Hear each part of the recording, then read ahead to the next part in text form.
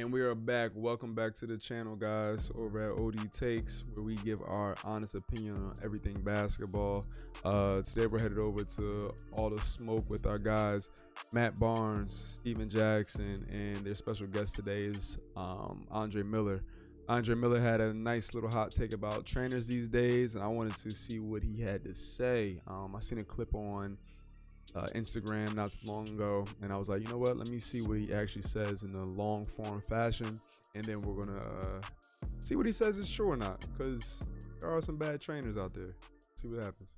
But every once in a while, you'll scroll TikTok and see these trainers out here training these kids. What's your take on that? You see his face when I asked don't him? get me started, man. I want to get you started. Don't get me started on the trainer. A lot of respect to the trainers, and we all students of the game and we all know the game, but to me it just don't translate. I mean, it's great. You see them working on moves and bumping in the bodies, and the one part that I do like about training is the players when they get like 4 or 5 guys and to play defense and they making moves and all. I like that kind of stuff, but just like the individual stuff is cool, but I'm kind of old school, man. Like, go find the 5-on-5, man.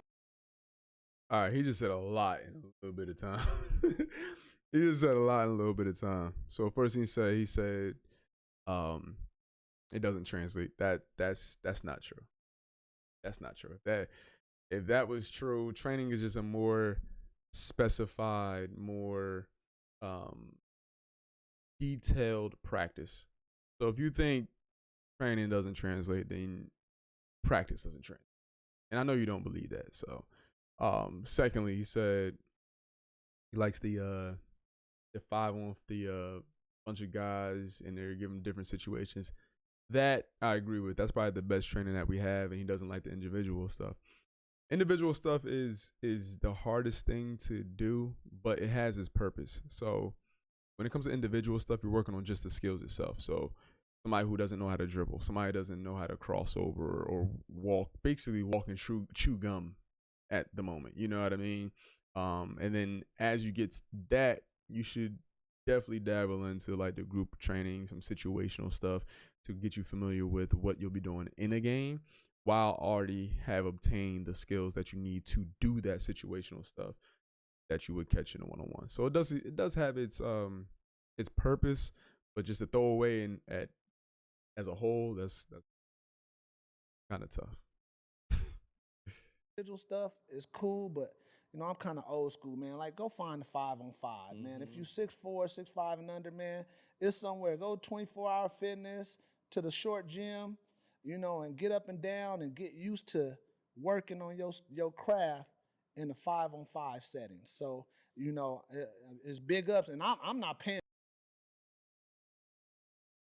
Yes, you should get up and down in a 5-on-5 setting, but nobody in that setting is, if we're talking about 24 hours fitness, like you said, or going outside, everybody has their different goals. So if the old man from 1950 is there, all he wants to do is get a little cardio in while enjoying something he used to have when he was younger.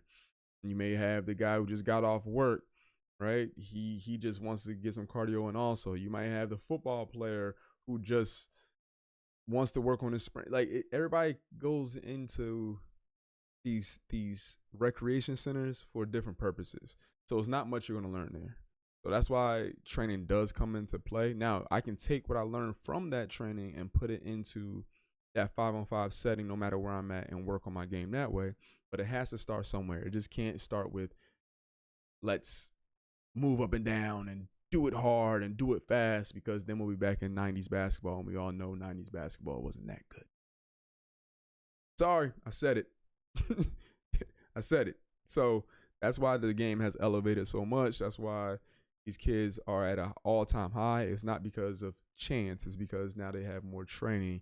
There's people who are out there putting their ideologies out there, their know-how into these kids early, and then they expand on that. But you do need this 5-on-5 up and down situation on top of that training. You can't have one or the other. You need both.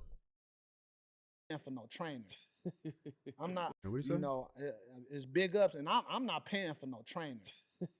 I'm not paying no guy to train. There's no shot at him. There's no shot at him. I love Andre Miller. He was a hooper. But if you had a trainer, you probably. Never mind. Train me on some moves. Hey, bro, and they paying these trainers crazy You money know? too. And I agree. Yeah. Okay. All right. I'm gonna take that back. I'm not gonna insult Andre Miller because he was that guy. I even used him as an example a couple of videos ago about how his pace was just so good for his level of athleticism. He wasn't that athletic, he wasn't that tall, but he was able to get to the spots no matter what. He was a great PG, so he knows what he's talking about. So I do agree with him. You don't gotta pay buku dollars for a trainer, especially if they're not giving you results, right? There should be a space or a place where they're giving you reasonable rates for your trainer, especially if they're not giving if you don't know if they're giving you results. All right. If you do pay for somebody for, that's out of this world as far as money goes, that's on you. That's on you. I feel like that's what the game lacks because our summer times were pickup basketball. Yeah. Their summer times are head down. How many times you can go between your legs and make these moves that you probably never going to be allowed to even use in the game? And then that's why I feel the overwater influx of European players that know how to play in a 5-man set, that know how to play without the ball, are starting to thrive, and the American players are kind of getting a little bit left behind. Oh, he's right and he's wrong. Matt is right and he's wrong. He's right in the sense of, yes, the influx of the Euro players are coming over because they know how to play a 5-on-5 basketball. But these kids are not in the gym with one-on-one trainers and all this other stuff. They're playing AAU. That's where they're at. So they're doing exactly what Andre said earlier, but not getting anything out of it. That's the problem. That is the problem. The correlation is running up and down, full court pressing, no concept, practice 0 days a week, but have games 7 games in a weekend. That's where we're at right now. That's where training is not. Now, if they are in a place where a decent trainer, you will see some different results happening. Now, once again, I do agree you gotta play, but that's just not true. They're not training all week. They're at these tournaments running up and down, like Andre said. Definitely. I mean, like, even my players in the G League, I'm like, look here, man, like, you just shoot the corner three, play some defense, rebound the ball. Oh man, you hold me back, coach. You hold me back. Like, I gotta show this. I'm like, look, if you got a bag, man, you don't need to show all that stuff in the bag. You just need a couple things. Only the star, mega star, is gonna be able to go James Harden it and do all that Kyrie stuff. Go on and do that stuff and see what happens. You'll be here with me. Hey, you'll be right over here. You'll be on a bench too, because I think, and I don't think enough people. That is facts. That is facts. The higher level you get, the more simpler the game gets. You have a specific role. If you don't fill that specific role, you're going to be on the bench. You're out of here. Even in college, you got a specific role. If you don't do it, you're on the bench. You're out of here. You ain't got 1,000 dribbles to do it. There is no superstars in college unless they're just that standout. That comes a dime a dozen. Everybody else, the majority, better learn how to cut, better learn how to move without the ball, better learn how to attack line drives, and that's the game right there. We'll talk about this, and obviously you played the game at the highest level, then you coached the G League, understanding the simplicity in which they need to get looked at. Because I think, like you said, they think they need to go in their bag, but if you're in the G League and you're going to get called up to the NBA, you're going to be a role player. You're going to be at the bottom, towards the bottom of the bench, and you're going to be a specific energy guy, rebound guy, knockdown shooter, defender. But at the same time, I think they think, just I got to get in my bag, coach. But that's when you're in the G League, that's not, unless you're a draft pick that's getting his feet wet. Yeah. If you're a guy that's just been in the G League, you're going to come up to be a role player, and you got to find out what that role is. Oh yeah. I mean, I got called from management, like, agents calling, management saying, like, hey, you got to put my guy at this position so he can get off more. Like, he can do more, he can dribble more, he could get more shots. And I'm like, man, like, dude, that's not what you're going to be at the next level. Mm-hmm. You're going to be a role player. First of all, you're not going to even be a role player. You're going to be sitting at the bench cheering. Yeah, a lot of people think they're going to be that guy. You're just not. You're just not. If you are that guy, no coach needs to call your coach. I mean, no agent needs to call your coach, or your parents don't need to call your coach, or your uncle or whoever needs to call anybody and tell them, hey, he needs to do this. You need to put him in this position so he can get off. If you're that, they will put you that way. Right? If you're that, they will put you in that way. Simple as that. And if you do get that opportunity, your greatest gift that helped you get there, all of y'all, is playing hard. That's it. Just going out there and play hard and jump on a loose ball or something like that. And maybe that'll get you, you know, a 10-day contract, or possibly somebody get hurt and you get a call. I know I'm pausing a lot, but that was a gem that probably went over a lot of y'all heads. That was a big gem that went over a lot of y'all heads. That is a lost art. That's why he made it to the NBA. At that time, it wasn't really about the skill sets. Like, you can really get over with just working hard, busting your behind, getting to where you need to get to.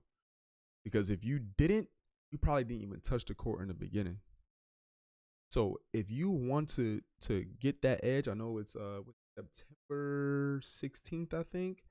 September 16th. If you want to make this upcoming season, because I know the season starts in about 2 months and 2.5 months, that's one thing you can do that's going to make you shine like no other. Work hard, jump on loose balls, do all the stuff that nobody else wants to do. That is going to get you more time on the court, which is ultimately going to get more reps, and then that's where you'll be able to hone your offensive game around that as you're being an asset currently. But these guys, like, hey, man, I got to shoot the three. Like, look here, man. I had a kid this year, big guy, PJ Hall. I'm like, look here, man. Look what's going on. You calling out names. Nuggets. You know what I'm saying? You a 4-man. First you rebound, set screens, hustle, play hard, and then you'll find a 3-ball here and there. But you just can't drift out there and just shoot 3 balls, because guess what? You're not going to get to do that up top if you get the opportunity. So show that you got some toughness first and that you can bang with the big boys, and then the 3-ball will come. And he fought me a little bit, but, you know, he did that, and now, you know, he's on this 2-way. I think he just had a 2-way contract going into this season. But, you know, it's tough at times to communicate that, because the guys believe that putting the ball through the hoop is their way. Yeah, so that's basically it. It looks like they're going what he's been doing for his last couple. It's that simple. Everything has its place. I think one-on-one has its place. I think a lot of people avoid the group settings when it comes to training. They want to get that individual. They're getting increasing, but they're missing the group aspect. At the end of the day, this is a team sport. If you are in one-on-ones, something where you're actually putting those things into work, whether that's pick up 5-on-5, into the training session with groups, or just playing with ones. Something that's going to actually give you a real life concept of the game on top of you just acquiring. You got to put the work in a situation for you to know what you just acquired and how to use it. But for you to just think it's all nonsense and it doesn't translate, that's not true. That's not true at all, because he trained. Whether he had a trainer or not, he trained. So, you know, you're working one-on-one by yourself, or you're working one-on-one with somebody else. You're doing something that is not completely the normal, playing the game, and still helped you elevate your game. That's where I'm gonna leave that at. Andre Miller, definitely a legend in my book. Catch y'all on it. Peace.